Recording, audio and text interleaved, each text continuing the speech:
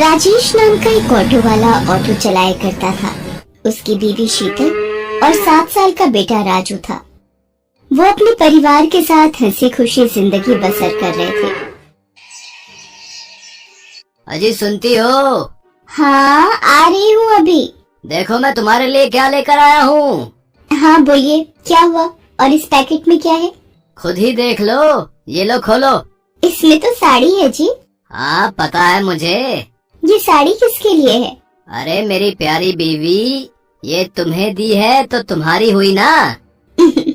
ये तो बहुत प्यारी है, पर इसकी क्या जरूरत थी? इतना तो हम पैसा बचा भी नहीं पाते, और ये फालतू के खर्चे क्यों किए आपने? अरे पगली, मैं वैसे भी तुझे कहाँ कुछ दे पाता हूँ, एक साड़ी ही तो है। तू कभी कुछ नहीं मांगती मुझसे। आज थोड़ा धंधे में मुनाफा हुआ तो सोचा आज तेरे लिए एक साड़ी ले चलता हूँ। बहुत दिन से तुझे कुछ दिया ही नहीं। मैं जानती हूँ हालातों को, तभी तो आपसे कुछ नहीं मांगती। चल अब ये बेकार की बातें बंद कर और इसे पहन कर दिखाओ। देखूं तो इसमें मेरी बीवी कितनी सुंदर दिखती है। शीतल साड़ी पहनने अंदर चली जाती है और थोड़ी देर में साड़ी पहनकर बाहर आती है। आहा, देखा साड़ी कितनी सुंदर लग रही है तुझ पर। ये रंग तुझ पर बहुत खिल रहा है। इसी तरह हंसी खुशी से दिन बीत रहे थे। अचानक से राजेश की पत्नी शीतल बीमार हो जाती है और डॉक्टर की फीस और दवाइयाँ देते देते राजेश को अपना ऑटो बेचना पड़ जाता है। अब तो मेरे पास पैसे भी खत्म हो गए और शीतल की तबीयत में कोई सुधार भी नहीं हो रहा। अब पैसे कहाँ से आएंगे? शीतल को इस हालत में नहीं देखा जाता। ऐसा करता हूँ, अपना ऑटो बेच देता हूँ। राजेश ये सोचकर अपने ऑटो लेकर एक दुकान पर पहुँचता है। भाई मुझे ये ऑटो बेचना है। क्यों भाई, इस ऑटो में कोई खराबी है? ऑटो में कोई परेशानी नहीं है। मुझे पैसों की सख्त जरूरत है। मेरी बीवी बहुत बीमार है और मुझे पैसों की जरूरत है, इसलिए मुझे ऑटो बेचना पड़ रहा है। अरे भाई, अगर ऑटो बेच दोगे तो घर का खर्चा कैसे चलाओगे हैं? हाँ, पर बीवी की तबीयत भी तो देखनी है। उसकी दवाइयों के लिए मेरे पास पैसे नहीं हैं और मुझे कुछ समझ में नहीं आ रहा है कि अब क्या करूं। अरे भाई, एक काम कर सकते हैं आप, ऑटो बेचकर एक रिक्शा ले लो, जिससे कुछ पैसे भी मिल जाएंगे और तुम घर चलाने के लिए रिक्शा भी ले लोगे। क्या समझे? बात तो तुम सही कह रहे हो भाई। राजेश बात मान जाता है। राजेश ऑटो बेचकर एक रिक्शा ले लेता है और दिन रात उस पर मेहनत करता है। वहाँ राजेश की पत्नी की तबीयत अचानक खराब हो जाती है और वो उसे हॉस्पिटल लेकर जाता है। डॉक्टर साहब, मेरी पत्नी को एक बार देख लीजिए, उसकी तबीयत बहुत खराब है। ठीक है, इसे मेरे केबिन में लेकर आओ। राजेश शीतल को डॉक्टर के केबिन में लेकर जाता है। इनकी तबीयत बहुत खराब है, आप ये इंजेक्शन जल्दी से लेकर आइए, वरना मैं कुछ नहीं कर पाऊंगा। राजेश के पास पैसे नहीं थे।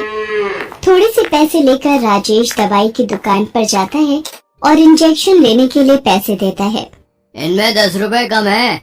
भाई मुझे इंजेक्शन दे दो, मेरी बीवी की तबीयत बहुत खराब है। पहले 10 रुपए लेकर आओ। प्लीज मुझे ये इंजेक्शन दे दो, नहीं तो मेरी बीवी मर जाएगी। भाई मेरे पास यही पैसे हैं और मुझे इंजेक्शन की बहुत जरूरत है। राजेश उसी दुकान के सामने रोने लग जाता है। उस दुकान वाले से रोते रोते अपनी बीवी के लिए इंजेक्शन मांग रहा होता है, लेकिन वो दुकान वाला बहुत लालची था। वो राजेश को वहाँ से भगा देता है। अरे कुछ भी करो, मुझे 10 रुपए दो तभी इंजेक्शन मिलेगा, वरना निकलो यहाँ से। राजेश बिना इंजेक्शन के ही वापस आ जाता है और उसकी बीवी का देहांत हो जाता है। राजेश अपने बेटे के साथ रहने लगता है। उधर दुकानदार, जिसका नाम विपिन था, जहाँ राजेश के पास पैसे न होने पर उसने राजेश को धक्का देकर भगा दिया था, वो एक बहुत ही लालची दुकानदार था। वो दवाइयों से बहुत पैसा कमाता था, इसीलिए उसने अपनी बहुत जायदाद कर ली थी। आजकल धंधे में बहुत कमाई हो रही है, हर माल में मुनाफा हो रहा है। अब एक काम करता हूँ कि एक प्लॉट और ले लेता हूँ। हाँ। विपिन घर पहुँचता है और प्लॉट लेने की सोचता है। पापा पापा। तभी विपिन को अपने बेटे की आवाज सुनाई देती है और भागकर जाता है तो देखता है कि उसका बेटा जमीन पर बेहोश पड़ा है। वो अपने बेटे को लेकर अस्पताल पहुँचता है। अब डॉक्टर साहब देखो, अब मेरे बेटे को क्या हो गया है? ये बेहोश कैसे हो गया? पता नहीं, जब मैं इसके पास गया तो ये बेहोश पड़ा हुआ था। मुझे इसका चेकअप करना होगा। डॉक्टर उसका चेकअप करता है तो वो विपिन को बताता है। अब क्या हुआ डॉक्टर, मेरा बेटा ठीक तो है? नहीं। क्या हुआ डॉक्टर, आप जरा तसल्ली रखें। अब क्या बात है डॉक्टर साहब, ऐसा आप क्यों कह रहे हैं? मुझे बहुत दुख के साथ कहना पड़ रहा है कि आपके बेटे को कैंसर है। विपिन के पैरों तले जमीन खिसक जाती है और अब संभालिए अपने आप को। ये क्या कह रहे हो डॉक्टर साहब, ऐसा कैसे हो गया? ये सच है विपिन जी। अब क्या कर सकते हैं, मेरा बेटा ठीक तो हो जाएगा ना? हाँ, उसके लिए कुछ महंगी दवाइयाँ जरूरी हैं और कुछ टाइम इलाज करना पड़ेगा और आपको थोड़ा सब्र रखना पड़ेगा। विपिन अपने बेटे का इलाज करवाना शुरू कर देता है। इस इलाज में बहुत पैसा लगाता है पर उसका बेटा ठीक नहीं होता। एक दिन उसके बेटे की तबीयत ज्यादा खराब हो जाती है तो डॉक्टर उसे दवाई लेने के लिए भेजते हैं। जैसे ही दवाइयों की दुकान पर जाता है, दवाई मांगता है। अब भाई मुझे ये दवाई जल्दी से दे दो, ये दवाई तो बहुत महंगी है, क्या तुम्हारे पास इतने पैसे हैं? विपिन अपनी सारी जमीन जायदाद गंवा चुका था उसके इलाज में। अब उसके पास कुछ भी नहीं था, सिर्फ चंद रुपयों के अलावा। वो अपने सारे पैसे उसको दिखाता है और कहता है कि मेरे पास ज्यादा नहीं है, बस यही रुपए हैं। इतने में दवाई नहीं आएगी, 100 रुपए और चाहिए। पर भाई मेरे पास इतने ही पैसे हैं तो दवाई नहीं मिलेगी, जाओ और पैसे लेकर आओ, जाओ। मेरा बेटा बहुत बीमार है, मैं आपके 100 रुपए जल्दी ही चुका दूंगा। चलो हटो, निकलो यहाँ से, पहले 100 रुपए लेकर आओ, तुम्हारे जैसे रोज आते हैं। चलो भागो यहाँ से, गरीब कहीं के। विपिन को पता था कि ये दवाई बहुत सस्ती है और दुकानदार इसे बहुत महंगी बेच रहा है। विपिन उस दुकान वाले से रो रो कर दवाई मांगने लगता है और तभी उसको वो दिन याद आता है जब उसने भी किसी जरूरतमंद को सिर्फ 10 रुपए के लिए दवाई नहीं दी थी। वो अपनी गलती मानता है और समझ जाता है कि करनी का फल तो भुगतना ही पड़ता है और विपिन बहुत रोता है। तभी दुकान वाला विपिन की हालत देख उसके पास आता है और उसको दवाई दे देता है। विपिन को दवाई के कारण अब बहुत देर हो चुकी होती है। अब कुछ देर में अस्पताल नहीं पहुंचा तो उसके बेटे का बचना मुश्किल था। विपिन भागते हुए जाने लगता है लेकिन उसे पता था कि वो ऐसे नहीं पहुंच पाएगा, इसलिए कई लोगों से अस्पताल छोड़ने को कहता है, लेकिन उसके पास पैसे न होने पर कोई भी उसको अपनी गाड़ी में नहीं बिठाता। अगर मैं जल्दी ही अस्पताल नहीं पहुंचा तो मेरा बेटा। जब वो जा रहा होता है तो उसे ठोकर लगती है और वो गिरने लगता है। तभी एक रिक्शे वाला उसे आकर थाम लेता है।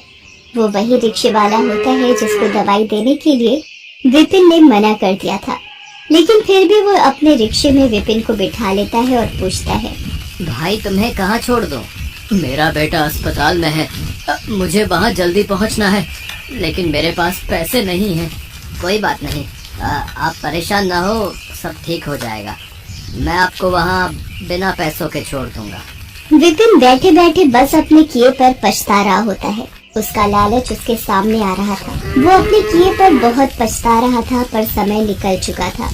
मैंने दूसरों का बहुत दिल दुखाया है और शायद इसीलिए आज मेरी ये हालत है। इसी वजह से मुझे आज ये दिन देखना पड़ रहा है। मैंने न जाने कितनों को दवाई नहीं दी, कुछ पैसों के लिए, और आज मैं भी वहीं खड़ा हूँ। आज मेरे पास भी पैसे नहीं है और दवाई की जरूरत है। सबको ऐसा ही महसूस होता होगा जैसा कि मैं लाचार महसूस कर रहा था। विपिन हॉस्पिटल पहुंचता है और वहां जाकर दवाई डॉक्टर को दे देता है। वहां उसके बेटे की तबीयत और खराब हो रही होती है। ये सब उससे देखा नहीं जाता और उसकी आंखों से आंसू की धारा निकल पड़ती है।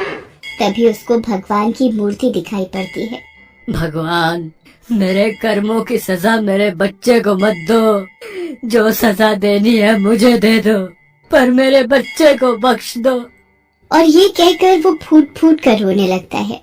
तभी डॉक्टर वहां आते हैं और बताते हैं कि उनका बेटा अब ठीक है। विपिन राहत की सांस लेता है और उसके कुछ समय बाद विपिन का बेटा ठीक होकर घर आ जाता है।